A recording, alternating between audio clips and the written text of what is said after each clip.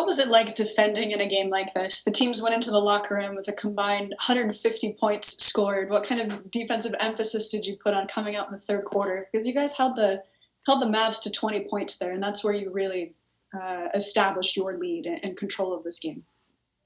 Yeah, we talked about just trying to get 3 stops in a row at some point early in the half, just to try to get a little traction defensively.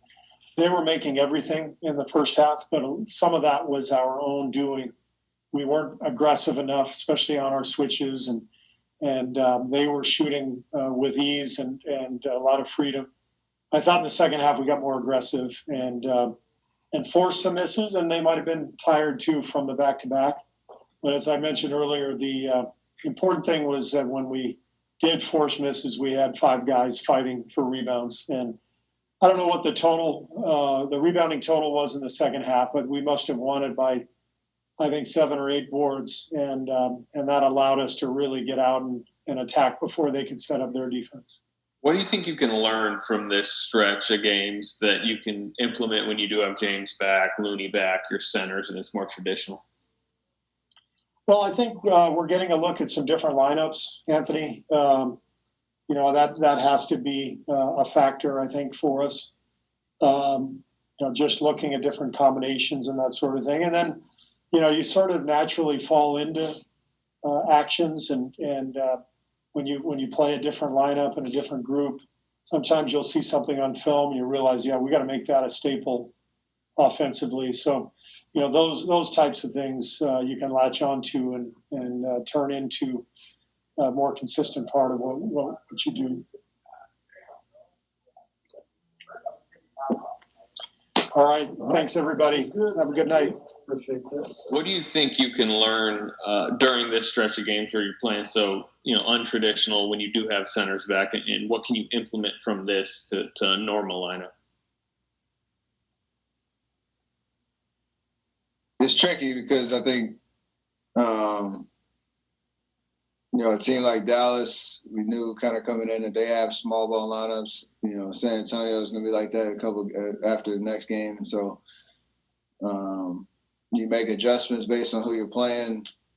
It'll be good, I'm sure, for Wise to see, how that ball was moving. And he can play that way as well, but still dominate the game the way he is capable of with his size and his presence at the rim. But for everybody that stepped on the floor tonight, we talk about ball movement and body movement and just hitting the open guy and cutting.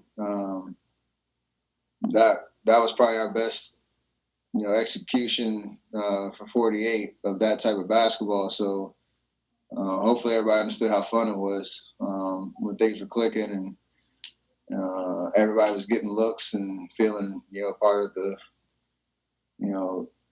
the offense. Do you think you can learn some stuff this week? Playing this unique style that's not going to fit, obviously, when you have traditional. But what can you implement from this?